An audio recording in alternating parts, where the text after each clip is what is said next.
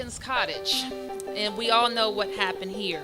This is where President Lincoln wrote the Emancipation Proclamation. We chose this site, obviously, because of the significance of Lincoln being here and writing the document that freed people across the United States.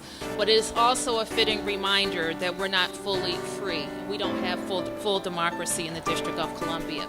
So we thought this would be the perfect setting to talk about our draft Constitution. Since the mayor started this process, we've been getting feedback from people, and I know this is a big thing. The Constitution itself is a big thing, and we're going to have to look at it carefully and decide what makes the most sense for the District of Columbia. But let's not forget what's at stake here. Since I've started in this position, our movement has been like the Tower of Babel. Some people want autonomy. Some people want a vote. Some people want retrocession. This is our opportunity to speak with one clear, loud voice that statehood is what makes the people of the District of Columbia whole. Statehood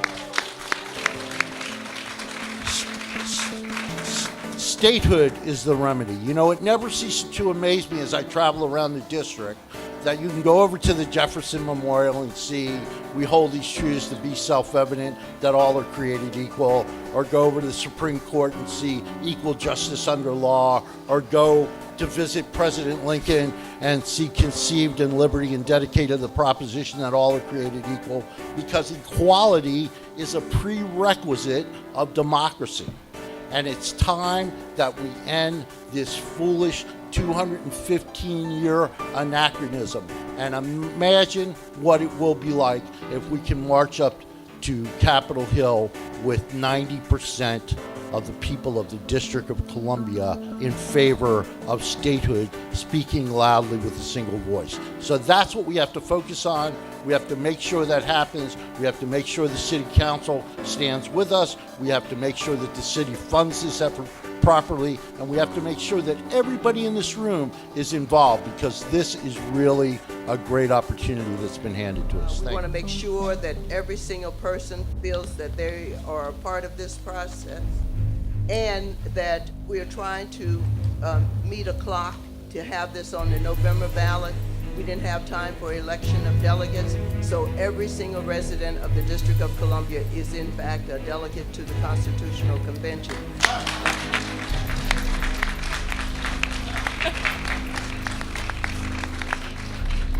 In the last 2 weeks, since the Commission announced this plan, we have had a whirlwind of activity, beginning most recently with the release of the draft Constitution that you have been given tonight.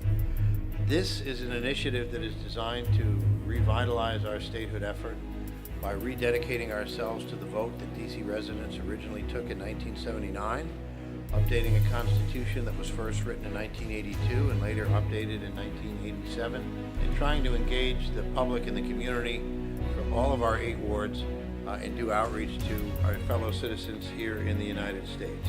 It will culminate in a constitutional convention in which every citizen of the District of Columbia will get the opportunity to be a delegate at that constitutional convention and literally take advantage of modern technology so that even if you can't personally be in a particular room, you can participate electronically, online, virtually, in a variety of capacities. But you all are the champions for our movement and to bring democracy to the nation's capital. So we should all be happy that we're here. Hopefully we'll grow the size of this crowd here very, very large, and we'll make this a very, very good process that we can use for the convention, and also when the new administration comes in and we'll see DC statehood achieved.